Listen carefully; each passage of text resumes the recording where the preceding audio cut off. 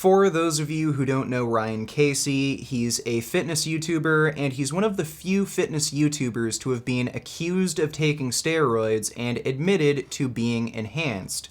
A while back, Philion accused Ryan of being on steroids, and Ryan admitted to using SARMs, which aren't steroids in the strictest sense, but he was taking performance-enhancing drugs nonetheless. And I thought with this particular circumstance, we could ask some unique questions. Normally, when I do Natty or Not videos, we try to find out whether or not someone is taking steroids, but in this case, we already know that Ryan is enhanced. So instead, we should ask why Ryan decided to take SARMs.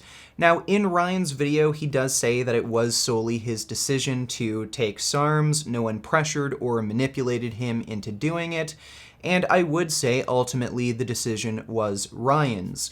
But I think social pressure was a factor in his decision, especially considering his young age. He's only 18, and at that age, you are particularly susceptible to that kind of thing. So let's get right into it. Have I used steroids? No. Have I used SARMs? Yes.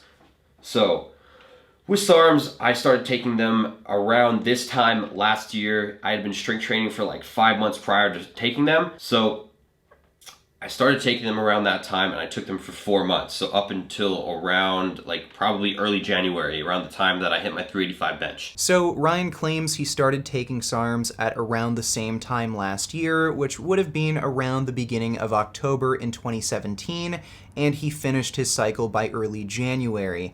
And this is very interesting to me because this is around the same time David Lade started making some pretty crazy strength progress, and I mentioned this in my old David Lade Natty or Not video. Recently, David Lade has made some pretty rapid strength gains, and it's making people really question whether or not he's hopped on gear. Back in October 9th of 2017, his best max bench press was 340 pounds. Then on December 29th, only about 2.5 months later, he hit a 365-pound PR, a 25-pound jump, and then on January 3rd, only about a week later, he hit a 390-pound PR, which is another 25-pound jump, but it only took him 1 week to make the same amount of progress. So right around the same time Ryan Casey started taking SARMs, David Lade's natty status was becoming questionable, and he started hitting some pretty insane bench press PRs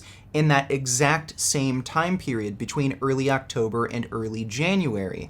Also keep in mind that Ryan is a personal friend of David's, and at one point they were even roommates. So this makes me suspicious that David might have been taking SARMs as well, and there are a few possibilities here. David might have started taking SARMs, and then Ryan wanted to take them after he saw the progress that David was making. It could have been the other way around, and Ryan took them first, and then David followed suit. They could have both decided to take them together at the exact same time. Or another possibility is that David could still be natural and never took SARM, steroids, or any performance-enhancing drugs. But considering the time frame this all happened, it seems pretty damn unlikely. Ryan and David are also pretty competitive guys, and they were having a competition to see who could reach a 405-pound bench press first. So I think this also contributed to the social pressure factor. Ryan didn't want to lose this race to a 405-pound bench, and he may have been more willing to try SARMs to beat David. And it's possible that Ryan got the idea to take SARMs from David, but there's no way to know for sure unless Ryan shares more details about the story. I also think Ryan's dad was a huge influencing factor on his decision to take SARMs. Ryan did a workout video with his dad a while back, and it's blatantly obvious that his dad is a steroid user, and Ryan even admits this himself. You know, you guys know, my dad has been open about his steroid use. Everyone accuses him, everyone's like, yo, you give you some steroids, probably, you do this, you do that, you influence them in the wrong way, in that way. But the thing is, he doesn't know much about SARMs. Maybe he's read an article or two, or he's learned from me, but it was solely my decision. I researched it online, I went through forums, I looked at other people's like blood tests and stuff. and I made the decision myself to take SARMs or them. So Ryan is claiming that his dad didn't influence him to take SARMs. Although his dad is a steroid user, I'm sure that he's at least responsible enough to not pressure his 18-year-old son to take drugs that are especially harmful for a developing young man. Now, even though his dad might not have directly told him to take SARMs or steroids, I can guarantee you he was still an influencing factor and encouraged him indirectly. He has a parent that takes performance-enhancing drugs. This concept is very familiar to him.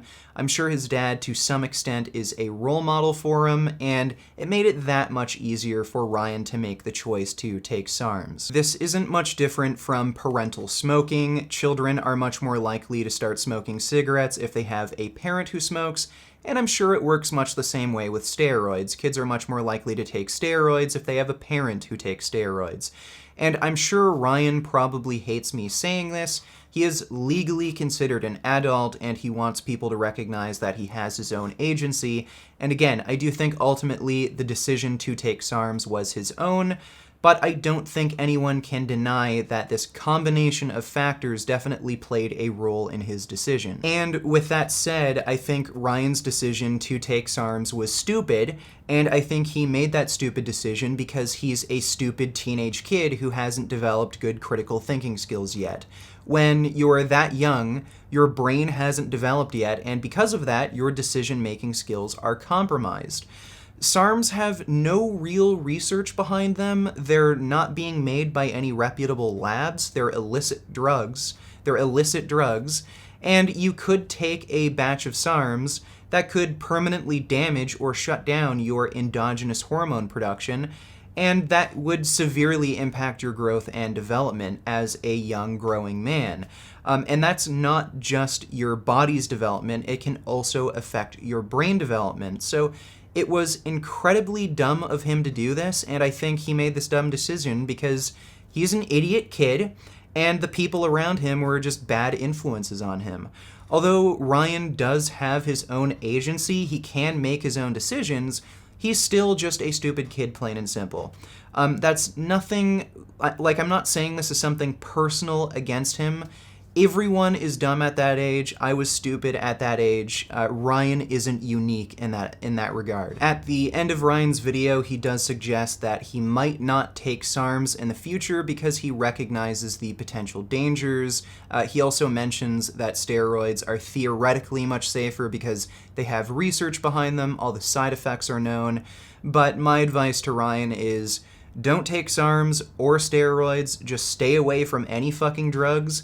But if you really do want to make the decision to take steroids, then wait until you're at least 25 years old. That's when your brain is fully formed, it's finally stopped developing, and I don't think many people are aware that steroids have a pretty significant impact on your brain and nervous system. I'd recommend checking out David Crossland's YouTube channel, You See the Freak. He's a PED expert, and he's made several videos about how steroids affect the brain. They can cause neuropsychiatric disorders, including depression and anxiety, and again, especially for a young person with a developing brain, that can be especially dangerous. And with that said, I think Ryan does deserve some respect for coming out and admitting he was on SARMs. Not a lot of people are willing to do that sort of thing. Although I do heavily disagree with what he did, I do think he does deserve some respect for being honest. And this also gives very strong evidence that David Lade has taken or is still taking performance-enhancing drugs. I'm actually going to change my opinion of David Lade. Before, I was more like not really sure whether or not he's enhanced, but now I'd say with a very high degree of certainty, David Lade is not Natty. And the takeaway from this is don't do drugs, kids. There's a very good chance that your favorite, fitness YouTuber or, some fitness person you follow on Instagram is taking steroids or SARMs or something. but that doesn't mean you have to take them. You shouldn't feel pressured to take these drugs. With good diet, training, and consistency and hard work, you can get all the gains you need. And if you like this video, maybe consider supporting me on Patreon. I have some funding perks you may find interesting. If you're looking for clothing, then check out the Vegan Gains store. Also be sure to subscribe to my gaming and live streaming channel, Vegan Gains Live. And as always, keep making those vegan and natty gains. Beef. What a relief. When will this poisonous product cease? This is another public service announcement. You can believe it or you can doubt it. Let us begin now with the cow. The way it gets to your plate and how.